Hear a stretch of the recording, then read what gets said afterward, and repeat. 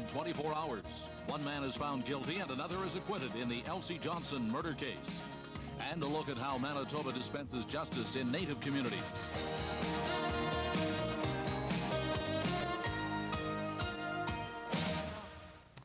Good evening, everyone. I'm Mike.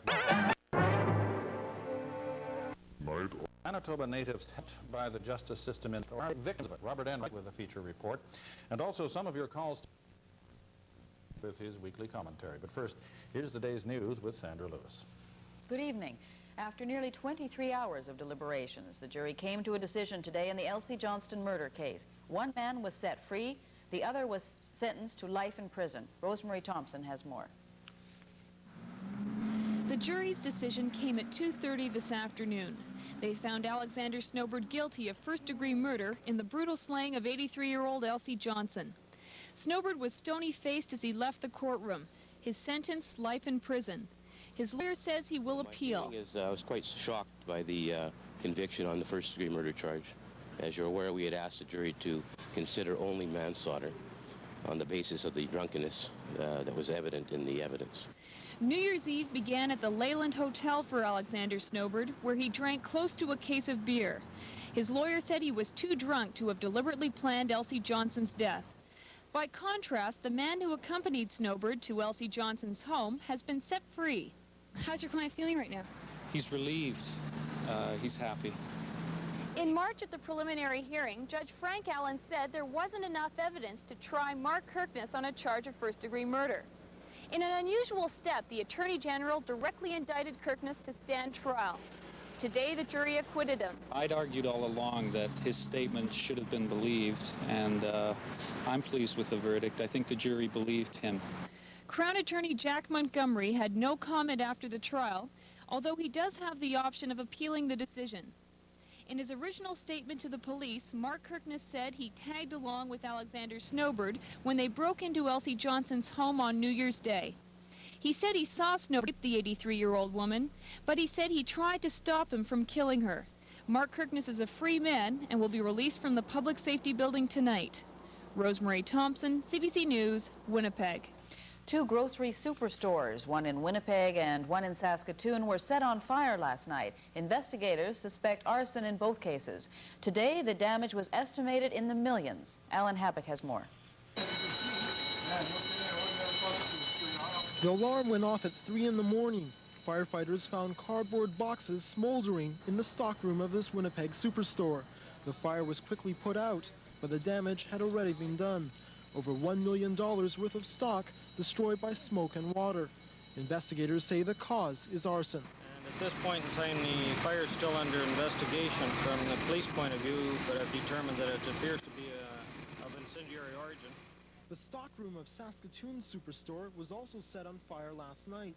Investigators say the fire seems to have been started in exactly the same way. The investigators are communicating with the investigators in Saskatoon to determine whether or not there is a connection between the two fires.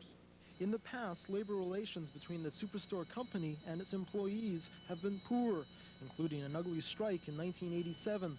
Today, the union rejected outright any involvement by its people in the fires. This is repugnant for us to even think of it, or even the question being asked of us, because we never get involved in that sort of things. Our organization is clean from top to bottom, and we would never for a second get involved in any kind of criminal activities. The union says relations have been steadily improving with the company since the strike. Management hopes the Winnipeg Superstore and its 250 employees will reopen for business sometime this weekend. Alan Habak, CBC News, Winnipeg. A Via Rail passenger car was evacuated in Portage la Prairie this morning after a man causing a disturbance barricaded himself in his compartment. RCMP officers eventually arrested a 46-year-old man from Moose Jaw, Saskatchewan. Wally Jackson has a report. It began last night when a man got on this eastbound train at Moose Jaw. He was occupying this compartment near the end of the train. Via officials say throughout the night the berth was ransacked, the walls were written on, and wire and string were tied from wall to wall. When the train got to Portage la Prairie this morning, RCMP officers got on the train and arrested the man. Passengers leaving the train in Winnipeg said the man made a lot of noise throughout the night. This woman said she had a sleepless night in an adjacent berth. They were having a problem with him, and they told him they would get the RCMP, and they settled him down for a while, but then he started carrying on in the room and making all kinds of noises and kept both of us up all night. And they told him to get back in this compartment, and when they went to the door, he took a swing at them. And so that's when they saw the compartment with these apparent strings or wires, and they wired the Mounties to come and take them off. No one was injured. Officials with Via Rail say the man who caused the disturbance has been seen in the past loitering around the train station in Moose Jaw. Mike Williams says he doesn't know what caused the disturbance. He did not, as far as I know, threaten anyone, bother the passengers other than the noise, which attracted the attention of the crew. RCMP say the man was held in a Portage jail for about 2 hours and then transferred to the Health Sciences Center in Winnipeg for a psychiatric examination. RCMP say charges may be laid depending on the results of the examination. Wally Jackson, CBC News, Winnipeg. Closed sessions may become a part of Manitoba's Native Justice Inquiry. Some natives won't testify in public because they feel intimidated. Gloria Lowen reports. It's not often Manitoba's Attorney General wanders the halls of the legislature looking for news reporters. An angry Jim McCrae did that today after investigating allegations that natives appearing before Manitoba's Native Justice Inquiry are being intimidated. The allegations were raised in the House by opposition leader Sharon Carstairs. Is that there are plainclothes policemen in attendance at these hearings.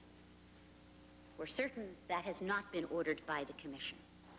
Would the Attorney General investigate those complaints? At first, McCrae refused to do that, saying his department is under investigation by the Justice Inquiry, and his involvement would compromise the independence of the inquiry. But he changed his mind, he says, after he realized how potentially damaging the allegations were. There were no on-duty RCMP officers. I was told that there were some band constables, native officers, standing at or near the doorway, asked either to come in and sit down or whatever, and I'm told that they then left. Mrs. Carstairs is trying to create fear. But Sharon Carstairs wasn't the only one concerned about possible intimidation at the hearings. The Manitoba Association for Rights and Liberties says it has received similar complaints. Brian Finnegan of the Brandon Indian Métis Friendship Center had said that they did a presentation to the Aboriginal Justice Inquiry in Brandon, and a number of their members, Aboriginal persons who were going forward, were concerned of uniformed police officers being present. As a result, Stinson says a number of natives didn't testify. Both Stinson and Carstairs say the inquiry should offer closed sessions to those natives who feel intimidated. Attorney General Jim McCrae says the Commission is considering holding some proceedings behind closed doors. And spokesmen for the Commission confirm private sessions may be offered when the hearings resume in Winnipeg next week. Gloria Lowen, CBC News, Winnipeg. And we'll have an in-depth look at the inquiry a bit later in the program. A security guard at the Winnipeg Convention Center claims he was denied a promotion because of his ethnic origin. He has filed a complaint with the Manitoba Human Rights Commission. Now the Convention Center has offered him the promotion if he'll withdraw his complaint, but he refuses. Our social affairs reporter, Ouston Reynard, has more.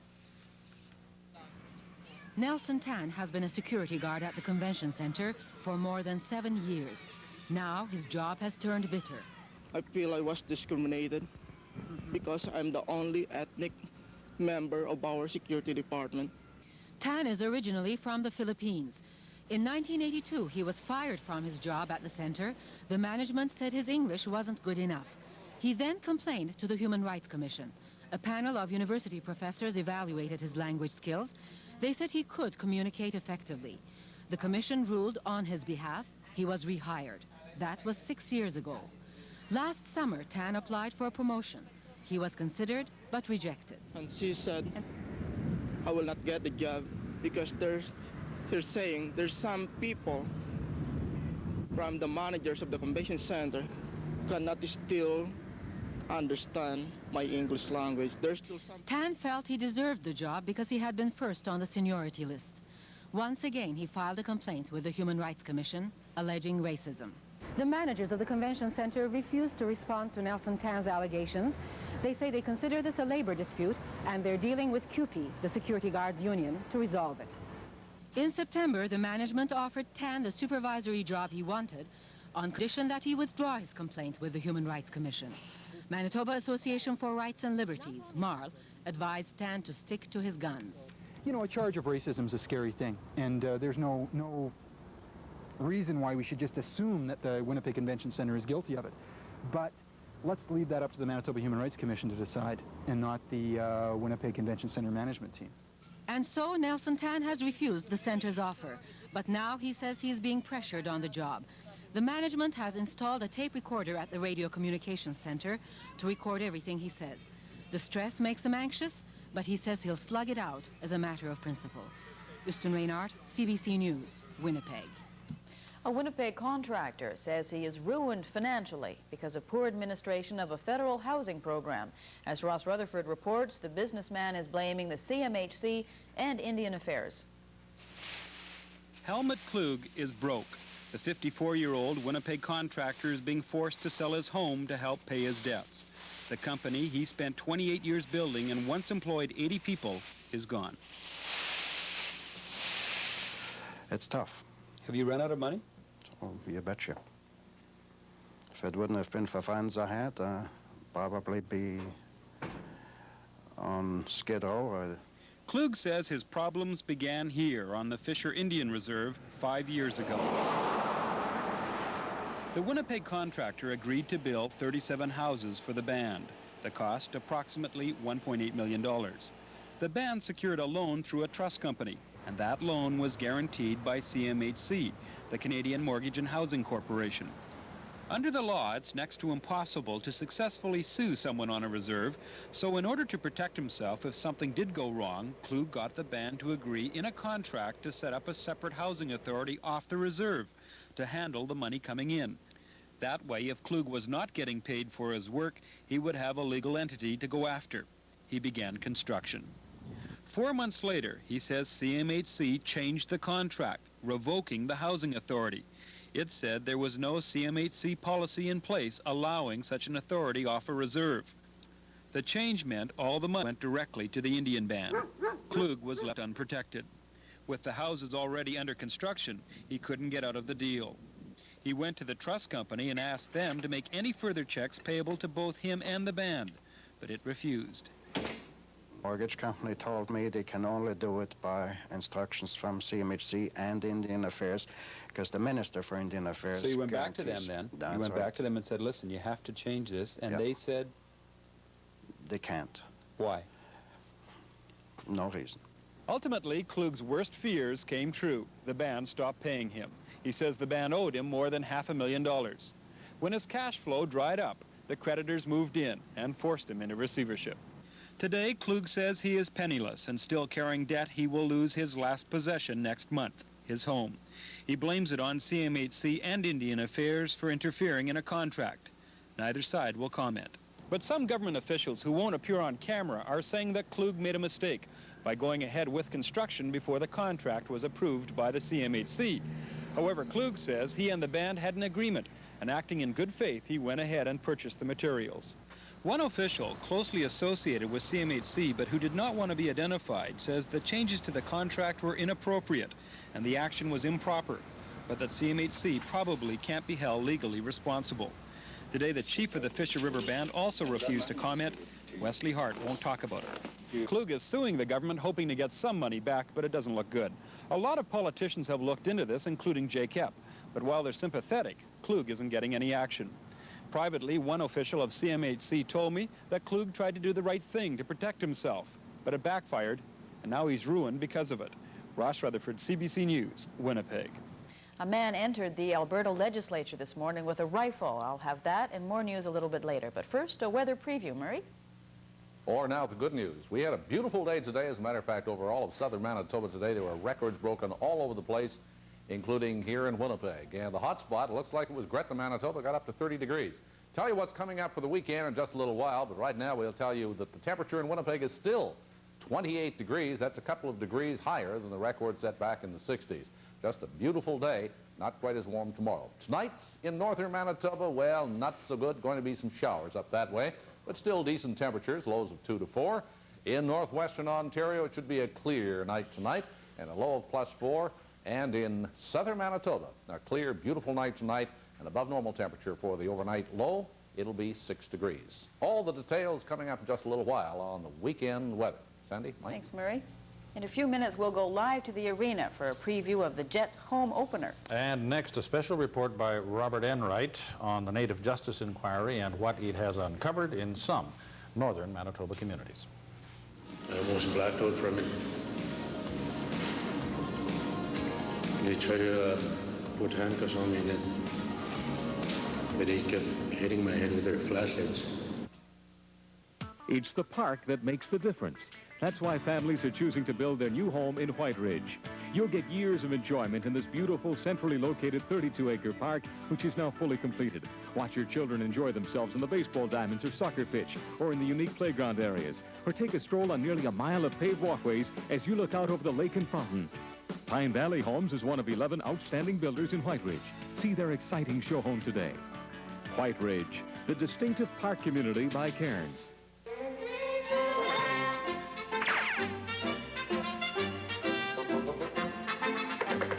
The more you put into a day, the more you'll get out of an 89 Sentra. It's got 29% more power, more interior room than its leading competitor, and a reputation as the most trouble-free car in its class. At least you'll always know you can leave it to Sentra.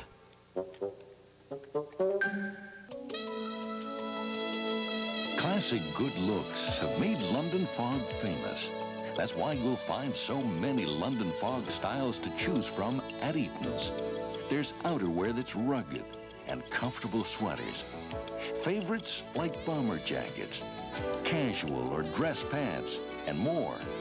For men who know where they're going, it's London Fog at Eaton's now. Well, girl, I got some good news and I got some bad news. Good news is I won the Western Express. Bad news is I won the bonus. The Western Express bonus. Your choice of a 1989 Ford Bronco, Probe, or Taurus wagon. Prizes so good, they'll make you want to cry. Look! What's so funny, Sprout? This is one funny-looking vegetable. That's pasta. The giant must be... Brilliant? Huh? He's added delicious seasoned pasta to his finest vegetables to create new pasta accents. Seasoned with Parmesan, cheddar cheese, or savory garlic. They're everything you could want in a vegetable dish. New Green Giant pasta accents. Now that's using a noodle. Ho, ho, ho. Green Giant. The CFL on CBC. The Bombers and the Ticats. Hard-hitting Winnipeg in Hamilton. The CFL Live Sunday.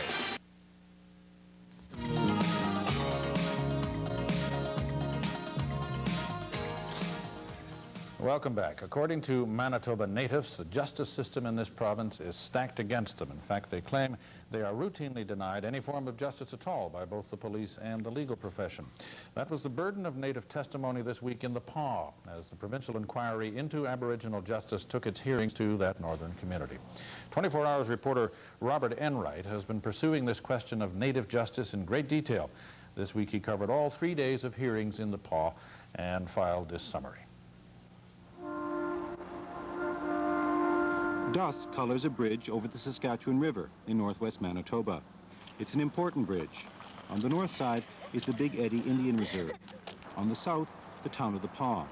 When the bridge was built, it was seen as a link between two cultures. Now, it's become a symbol of their separateness. It seems like a normal weekday evening here in the Paw. The occasional car drives by, and kids walk along the street looking for something to do. But things aren't completely normal. Over the next 2 days, every aspect of the native justice system will be examined. The Aboriginal justice inquiry is in town, and they're looking at the way that native people are treated by a white justice system. At the Paw Indian Band office, Chief Oscar Laughlin goes over the presentation he'll make to the inquiry tomorrow. He's disappointed. disappointed with today's lack of response to the inquiry by white people in the community. To put it rather bluntly, it's in their vested interest not to appear. The inquiry, in part, finds its roots here in the Paw. In 1971, Helen Betty Osborne was picked up by 4 white men, sexually assaulted and stabbed to death on a deserted road outside of town. It took 17 years to bring the case to trial. Even though the names of the 4 white men were widely known, no one came forward to offer information. Police were able to make charges stick when Lee Colgan testified against his 3 companions. Johnson is a killer, yes. In the end, only Dwayne Johnson was convicted. Native people question whether justice was done. These must be the barracks here. The Osborne case and the shooting in Winnipeg of Indian leader J.J. Harper have brought Justice Alvin Hamilton and Judge Murray Sinclair to town. The inquiry they head will investigate these 2 cases and the overall treatment of natives within the justice system. This inquiry is unusual. Instead of bringing the people affected to them, they're going to the people, to northern towns, to detention centers and jails. Wednesday morning, they tour a remote work camp for prisoners, where inmates enjoy a measure of freedom. It's the kind of alternative the commissioners are looking for in a system that has a disproportionate number of Indians behind bars. You and your 3 brothers are all incarcerated in one way or another? Yeah. And how old are your brothers? 18, 17, and 50. The formal hearings resume Wednesday afternoon in the Paw. The inquiry is looking at native justice in general now. It'll examine the Osborne case later. But in the town, the brutal murder is on everyone's mind. You would think that after all these injustices that it would end there. But like I said, it continues today. That's why Betty Osborne was so brutally murdered. That's why J.J. Harper was shot in Winnipeg. Oscar Laughlin decides to point out to the commissioners the absence of a number of significant groups. The RCMP, lawyers, social service agencies, conservation officers, educational institutions, people from the Correctional Institute, churches, the chambers of commerce, etc., are not interested in bringing the truth out. And throughout the day, as other native people make their presentations, a story emerges of anger, betrayal, and confusion. My brother was taken for questioning by the RCMP on a matter he knew nothing about. What happened was they detained him for several hours. Within that time, they pushed him around and had assaulted him. They placed elastic bands around his wrists in order to sign a statement. I was raised in a foster home for 8 years, and my sister was with me. We were raised together. She felt she was treated very unfairly by these people. And also when I was 16, their son, he beat me with a belt, and so, next day I phoned my worker and I said, I would like to take me out of this place. Among the few white presenters is the mayor of the Paw, Bruce Unfried. He says what's needed is a fair justice system for whites and natives alike. But again, the Osborne case is never far below the surface. Would you just give me your thoughts as to whether or not you feel the publicity or the manner in which this community was portrayed in the media reports was fair to the community? I don't believe it was fair. I said at the time that I felt the general population had been unfairly indicted. There were suggestions made that there was a conspiracy of silence, that many people in the town had first-hand information. I rejected that statement then, and I continue to reject it. Unfried wants a complete investigation of native justice and the Osborne case. That openness is not an attitude shared by others in town. I would prefer that it was left to rest. City Councillor Ron Bernstrom. See if we can prevent it from happening again, but if they want to re-examine the whole thing, say the truth wasn't there, I don't know what there is to gain. But by Wednesday evening, it becomes apparent that some people in town want a complete house cleaning. Cindy Terry is a white civil servant who works in the Paw. When Aboriginal people have been wronged and have the courage to speak out, no one listens. They make them invalid. Does the lack of appearance of a lot of white people indicate anything at all about the community? I think maybe it does. I think that a lot of people are afraid of what other people think. I think a lot of people don't take the issue seriously. I know that there is racism and there is bigotry in this town, and I'll be condemned for saying that. Thursday morning finds the commission in the PA Correctional Institution. The testimony shifts back to the general issue of natives and the justice system. And the testimony is the most dramatic in the 2.5 days of hearings. People in Lynn Lake, not like whites, they're prejudiced to Indians, to natives. They think they're just drunks, all of them. I'm not a drunk. I don't want to keep doing time. I'd like to do something with my life, like go to school, get a job. Winston and I was talking on the phone. An RCMP came in and he hit me over the head with her flashlight, and I went down on my knees and my hands. Show us again. The first round of hearings in the PA is over, but the issue of how white people run a justice system for natives remains to be dealt with. The inquiry will return here to the PA in the spring, when it will hear testimony about the Betty Osborne murder.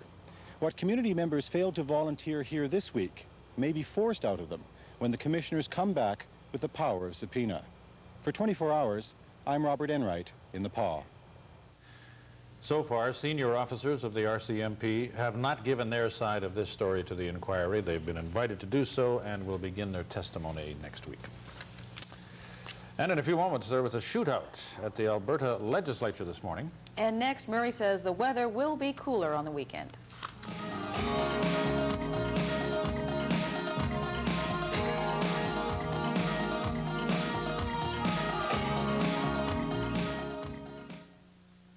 It's a celebration blast at Midway Chrysler. It is as easy as 1, 2, 3. 1. Buy Colts or Horizons, not at 10 or 11,000, but slashed as low as $79.88 and make no payments till $19.89. 2. Buy Reliance or Dakotas at heavy year-end liquidation prices and get $1,000 in cash. 3. Get up to a third off on a select group of fine used cars and trucks. Now, $250,000 in inventory must be liquidated or wholesaled. So now get Colts or Horizons as low as $79.88 and make no payments till $89. Or buy Reliance or Dakotas at 88 liquidation prices and get $1,000 in cash. Or get used cars at up to a third off, but only till 6 p.m. Saturday and only at Midway Chrysler. Hurry, it's a celebration blast. Well, down at Club Z, everything points to free. Welcome to Club Z, only at Zeller's.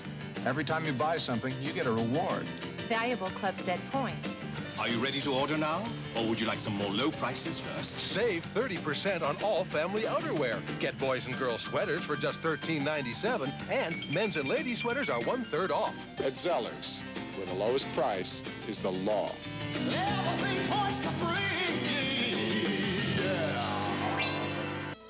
I furnished my whole apartment at Eaton's. I got the help I needed with carpeting, living room furniture, and bedroom furniture. The salespeople helped me formulate what I needed. They helped me decide on color. They pointed out quality. And they really knew what they were talking about. Plus, they took my budget into consideration. You know, I'm really happy I dealt with Eaton's. Being a duke is not what it used to be. Opened the house to tourists. Good morning. Sold the family silver. Auctioned the 17th Duke. Fact is, nearly everything's gone, except the old family favorite, Schweppes tonic. Essence of fresh fruit, cheeky little bubbles. Schwepperwest. Oh, thank you very much, Your Lordship. My pleasure. Schweppes, the great British bubbly. Attention, Manitoba. The absolute sale at Terra Ford will save you hundreds and hundreds of dollars. Friday and Saturday from 9 a.m. until 9 p.m. Save on every 88 and 89 Ford. Over 300 new Ford cars and trucks on sale at drastic price reductions. The absolute sale. Tempo, Taurus, Escort, Mustang, Thunderbird, even the all-new Probe, Ranger, F-Series, Bronco 2. Drastic savings on every used vehicle. High trade allowances, low OAC financing, immediate delivery. The absolute sale absolutely ends Saturday at 9 p.m. Terra Ford, 750 Pamina, Winnipeg.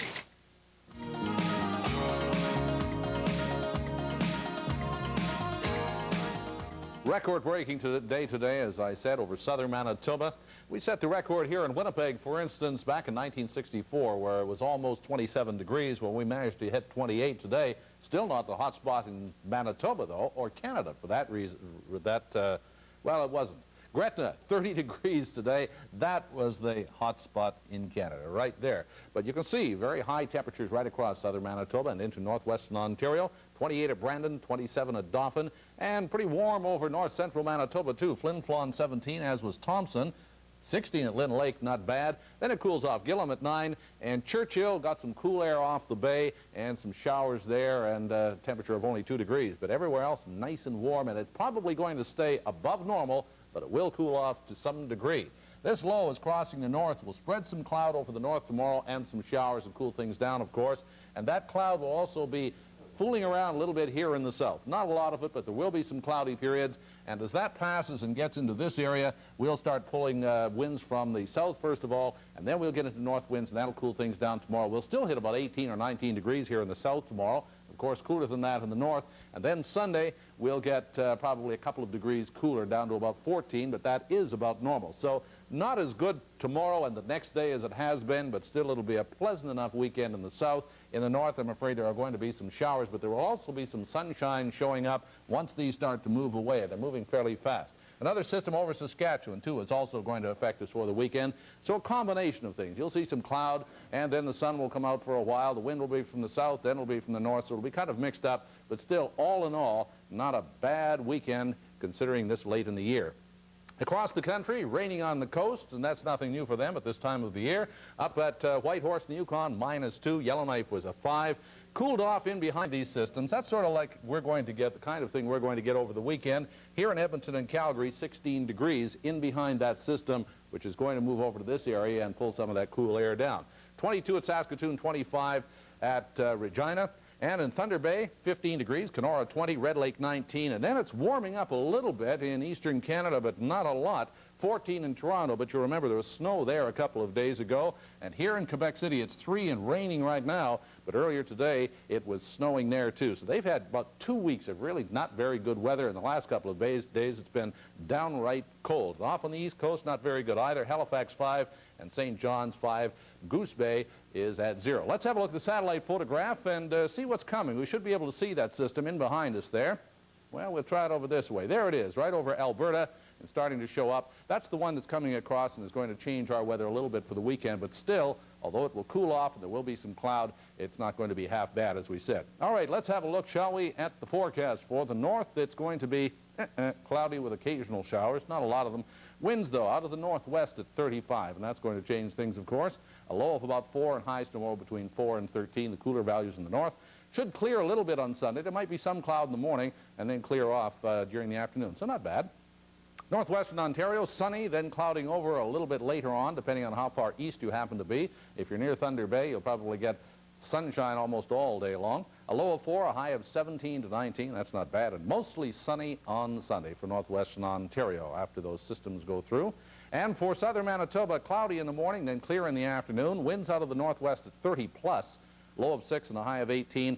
Sunday, a high of 14, and it'll probably be a little bit of cloud, a little bit of sunshine, a mixture of both for Sunday. But not a bad weekend all in all. It looks like we'll start off next week with more of this nice weather coming along. It was such a shock to go outside today expecting those cool fall temperatures and feel downright that hot, heat. wasn't it? Yeah. It was. Yeah, I wasn't ready for it. Yeah, catch your last little suntan before you head down to the Caribbean for the winter. Scott had a bit of a shock earlier in the show. Did he? Our landline went down to the arena, so he's rushing back as we speak to give us the preview of tonight's Jets game. They can get him from Korea. Why can't they get him from the That's right. Okay. Thank you, sir. You're welcome. In a few moments, Nils Ling will be back with a last word on duck hunting.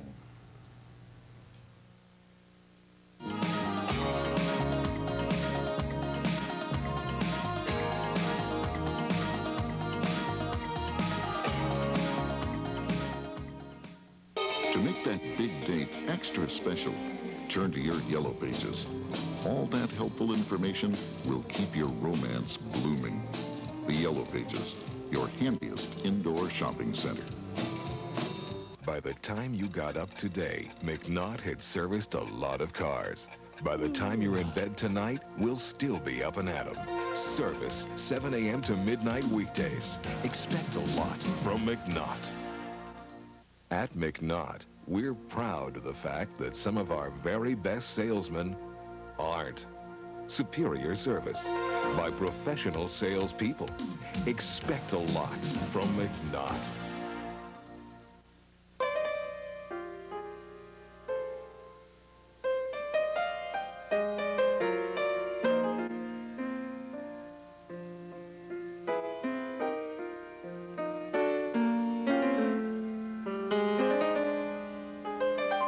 Knowing, the new fragrance from Estee Lauder. Knowing is all. Available at Eaton's. People who think all motor oils are the same should have their heads examined. Just look at his head. See the sludge that can build up? The scoring on this piston.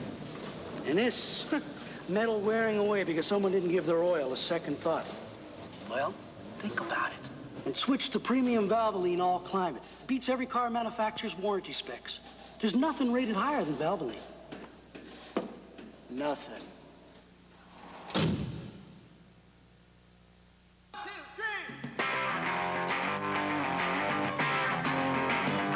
said, doctor, doctor, PhD, doctor. Now can you tell me just what I need, doctor? And he said, Mr. Submarine. Wow! Good loving. Now give me that good loving. Good loving. Mr. Submarine. Good loving. Give me that good loving. Mr. Submarine. It's Trucktober in Manitoba. You want to talk trucks? Now here's the deal you'll understand. During Trucktober, you can get a specially equipped GMC or Chevy half-ton pickup for under $14,500.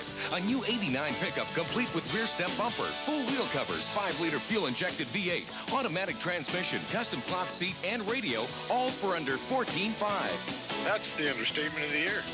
Your GM dealers deal. Confused about planning that trip? Travel through your Yellow Pages. All that helpful information will really get you going. The Yellow Pages, your handiest indoor shopping center.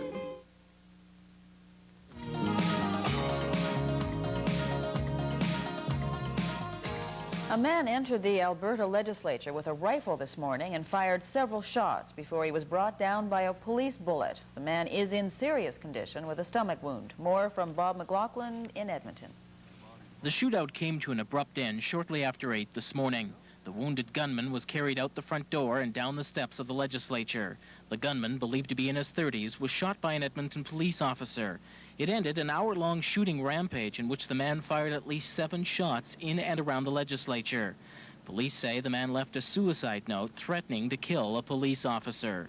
This security officer and another policeman were shot at, but were not hurt.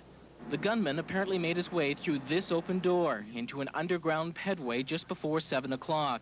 He then made his way through this long tunnel, past parking garages, and then up these stairs.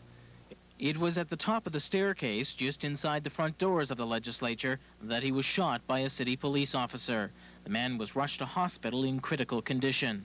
About 30 officers were called out, including city tactical squad members. Police say the man refused repeated requests to put his gun down. On the front steps of the building, a spent cartridge, a long box in which the man carried the gun, a ghetto blaster, and a bag of clothes. This commissionaire was on duty at the time. He says he was ordered by security to leave his post for his own safety, and this is what he found when he came back. Premier Getty, who normally drives himself to work, had extra security this morning. The Premier says security in the building may be reviewed. We'll see what the security people say. Whenever this happens, I think you take a look and see what should be done and whether there are any changes to be made. Police still haven't released the contents of the suicide note or the identity of the gunman. Bob McLaughlin, CBC News, Edmonton. Liberal leader John Turner used a Winnipeg high school today as a backdrop for a campaign pledge aimed at young people. He said a Liberal government would spend $175 million to set up a national apprenticeship and voluntary service program. But as Ingeborg Boyens reports, the students seemed more interested in Turner's faltering campaign.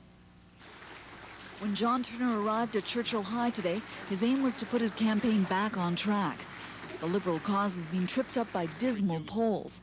Turner began by promising to develop a new apprenticeship program that would help young Canadians get into the workforce, and a new version of the now-defunct Katimavik program, allowing young people a chance to work in third-world countries or in Canada's north. That's what we want to make available to you, to put something back, that sense of idealism that I feel so many of you have. But Turner scored when he threw away his script. In a marked contrast to Brian Mulrooney's controlled style, Turner fielded questions and handled the mic like Phil Donahue. I got every large company in the country against me on this trade deal at the moment. Most of the questions he got were about the slide in his personal and his party's popularity. Hello. Hi. It seems right now that your party's lacking in a bit of solidarity. I got invited out here by John Harvard and Lloyd Axworthy and David Walker and our other candidates, so they must think I do them some good. Ed Broadbent was rated number 5 on the list for the sexiest man in Canada. I just want to know if you feel left out.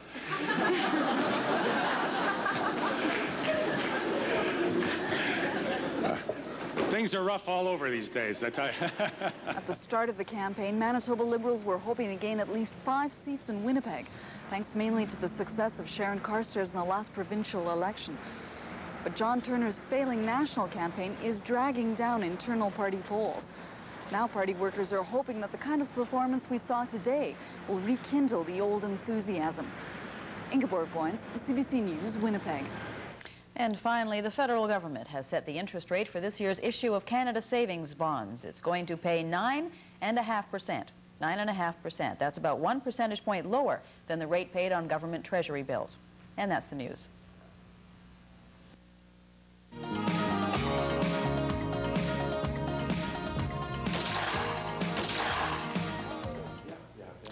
On Talkback this week, you called to praise and condemn free trade. So far, it's running about 50-50, and there were more calls about a special we ran last week on the terrible state of the Red River. But most of our callers wanted to talk about ducks. Sarah Herman traveled from Manitoba to their wintering grounds in the U.S. for her documentary on the drastic reduction in duck populations. Her conclusion that we need to curtail hunting. Many hunters called to agree. We got ourselves a mallard. And we got ourselves, I believe, whatchamacallit? widgeon, we believe. Widgeon, Go gadwall. back and check the books after. We know that the hunters can't identify ducks. We know that from studies. It's well documented. Yet the Canadian Wildlife Service continues to defend its policy of waterfowl management based on bird recognition. It's pretty sad that the hunters of Manitoba get a license to hunt when they don't even know what they're hunting. I am a hunter, and I do believe that the ducks are in trouble, and season should be closed at least for the next 3 years. It's time that we woke up and realized that we can't just do whatever we want in nature. I've been an avid hunter in Manitoba for 30 years, and in my opinion, the only way we can help the duck situation throughout North America is to shut the whole season down. We killed ducks that were paired. We're going up north to breed, to make baby ducks. We didn't care. And we never thought that they were going to run out. When I first started hunting ducks, we had lots of them. We don't have very many now, and I haven't hunted for a number of years. I'm a hunter myself, and I'm from up north. And up north, there ain't that much ducks anymore. If hunters are indeed the conservationists they claim, they should back off, as should the provincial departments that are their front men. It's not the hunter that's causing the problem, it's the politicians. Us farmers out here knew what the situation was like and wanted the season closed. There's just no birds. I was in television for 8 years at an outdoor show, very active in Ducks Unlimited, and I think it was the most thoughtful piece that I've seen in probably the last 15 to 20 years. This is a part of me. This is me out here. Each one of these little blades of grass, this duck pond, this alligator line, this is me. I'm not letting it go down the tubes. I care. It has been some time since we got so much reaction to one of our feature documentaries, and for his commentary this week, Nils Ling, who is himself a hunter, composed some thoughts of his own.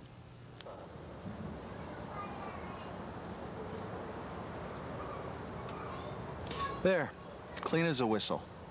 all dressed up and no place to go. I've been a duck hunter for 15, 20 years now. It's been a big part of my life, but not this year and maybe not for the next few. Like a lot of other hunters, I'm doing what the government wouldn't do, which is voluntarily cut the season for myself, just to give the ducks a bit of a break. You see, you might think duck hunters hate ducks. I mean, we do, after all, shoot the little critters down now, don't we?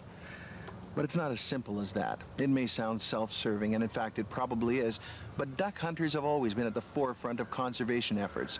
It's been duck hunters who have been the biggest contributors to private conservation organizations, and as we heard on Talkback, it's been duck hunters who have voluntarily done as much as they can to limit their own sport. You might not like hunting, you might think it's barbaric.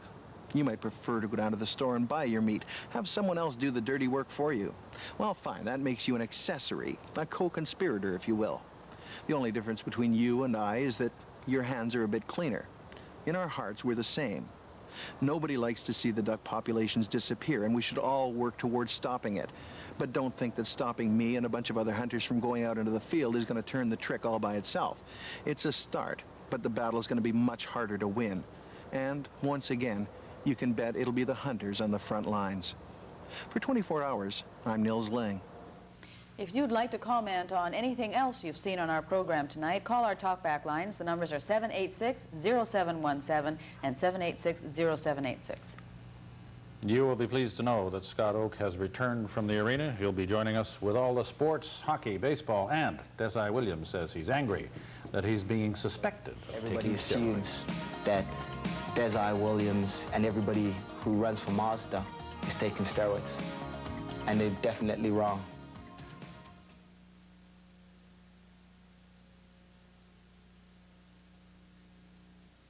Introducing the 1989. Wait a minute, 88 isn't over yet. The big Chrysler all-out blowout is on. We have a huge selection of 88 cars and trucks in stock, all priced to move. Make a great deal now. Save hundreds on Colt. Special clear-out prices on Dodge and Plymouth Expos. Blowout prices on Canada K's. Plus, you can save hundreds more with special option packages. And with incentives from Chrysler to its dealers on selected models, you'll save even more. The big Chrysler all-out blowout. Hurry, see your Manitoba Chrysler dealers while supplies last. Look! What's so funny, Sprout? This is one funny-looking vegetable. That's pasta. The giant must be... Brilliant? Huh? He's added delicious seasoned pasta to his finest vegetables to create new pasta accents, seasoned with Parmesan, cheddar cheese, or savory garlic. They're everything you could want in a vegetable dish. New Green Giant pasta accents. Now that's using your noodle. Ho, ho, ho. Green Giant. Who's the giant when it comes to replacement tires? Guess again. It's Motomaster by a landslide. Motomaster, Canada's #1 selling replacement tires. For half price, you can get half a haircut, half an umbrella, maybe half a suit, or a whole Motomaster tire when you buy one at our regular price. This week only. Motomaster, built tough, back tough. Available at Canadian Tire.